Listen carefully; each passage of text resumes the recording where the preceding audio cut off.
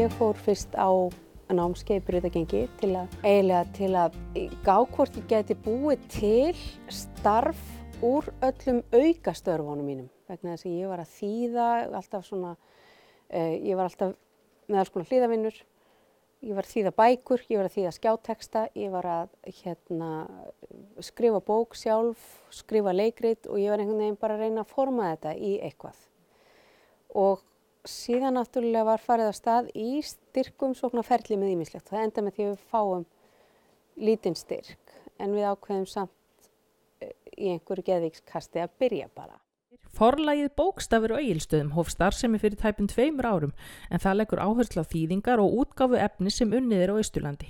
Þegar við fórum á stað þá vorum við nú með ýmsar hugmyndir og við erum svo sem að gera fleira. Við erum í textavinnu fyrir fólk en fórum á stað í ársbyrjun 2015 með bókaforlag á Egilsstöðum sem að við hugsuðum bara svolítið í rauninni til að búa sjálfum okkur til vinnu og auka fjölbreytni í störfum á Austurlandi.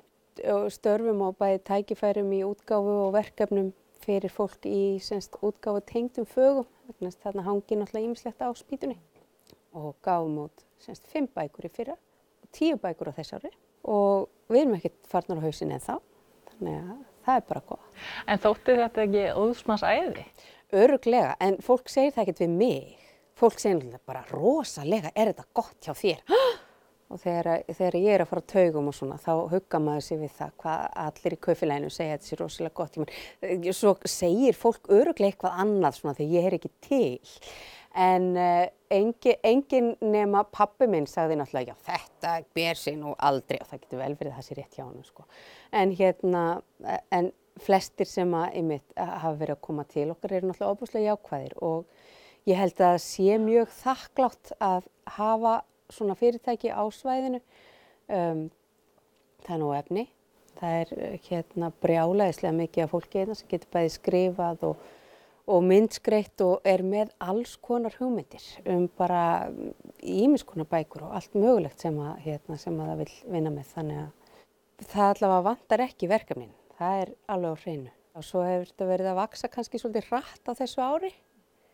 Þannig að við erum svona að reyna að halda í við það. Við erum í rauninni bara með hálfan starfsmann núna. Ég er svona þegar ég get og við erum svona, þetta er auka geta hjá okkur öllum ennþá. Þannig að auðvitað hugsa maður ekki alltaf út í allt. Við byrjum með 2 hendur tómar. Við áttum ekki fyrir launum ár fram í tíman eins og sem við gera.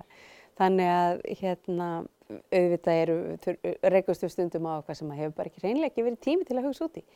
En við erum nú pínu klikk og okkur finnst svolítið gaman að ráðast á garðinn þar sem hann er ekki lægstur, þar sem hann er brjálæðislega hár og það gaddavir ofan á honum og þegar það kemur upp einhver svona undarleg og óleysanleg vandamál þá finnst okkur pínu skemmtilegt sko. Músadagar eftir Írisi Randarsdóttur er ein þeirra 10 bóka sem komu út hjá forlaginu á árinu. Hinar eru hestar, Ertu ekki að djóka Kolfinna, 101 Austurland, Einhver ekki Neinsdóttir, Er einhver þarna, Umrót, Guð sem kemur á óvart og tilfinningabækurnar stundum verður við reið og þekkir einhver afbrýðisemi. Andskotans þarna hundur, láttu ekki svona, andskotans nikka þarna, vertu kyrr, andskotans bara, andskotans. Skammast músi með fiktiputtan, hástöfum í forstofunni í ömmuhóli yfir hausamótum hundana. Ha, segir amma, ha, hvað segir við hana Nikku mína? Augun stór, blá og fögur eins og heiður himinn, horfa af mikilli alvöru í grámiklur ömmu. Eftir stutt hikar sagt, amma, það má alveg segja andskotans við hunda. Ha, nú er það? Já, mamma mín kendi mér það. Það má segja andskotast en bara við hunda, ekkert annað. Og amma er næstu tognuð í bakinu þegar hún snarsnýsir undan svo litla skottan sjá ekki að svo gamla er að flissa. Eru allir höfundarnir að austan? Langflestir búa hérna.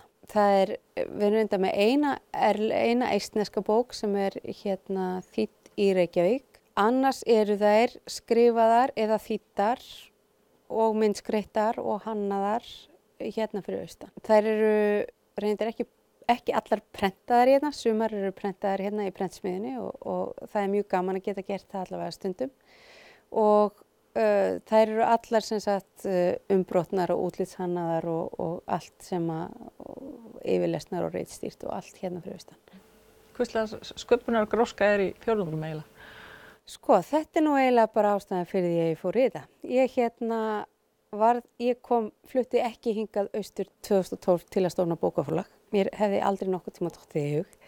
En það var bara mjög fljótlega eftir að ég kom hingað með sem sagt mastersgráðu í ritstjórnarútgáfu og aðra í bókmennafræði og ég einhvern veginn verð bara svo fljótt vör við það að það eru allir að skrifa. Það eru allir með bók og alls konar hugmyndir sem sagt og ekkert endilega skáldsögur. Það er mikið gefið út hérna af neftóbaksfræðum eins og það er kallað svona hérna pabbi minn gefur mikið út af svona ættarsögum og hérna svoleiðis. Það hefur alltaf verið mikið af þannig. En það hafa kannski ekki verið til útgefendur hérna á svæðinu fyrir annars konar, fyrir ljóð, fyrir hérna skáldskap og þannig að það er kannski hefur verið minna það. Þannig að það svona ýtti svolítið við mér að bara þörfin, það bara var svo greinilega þörf fyrir svona. Og líka eins bara fyrirtæki í textavinnu fyrir önnur fyrirtæki vegna. Nú eru mjög mörg fyrirtæki sem að gefa út skýrslur og gera auglýsingar og hérna þurfa að láta þýða fyrir sér textana yfir á ensku, ferðamannabransinn hérna þannig. Og við höfum verið að taka svoleiðis líka.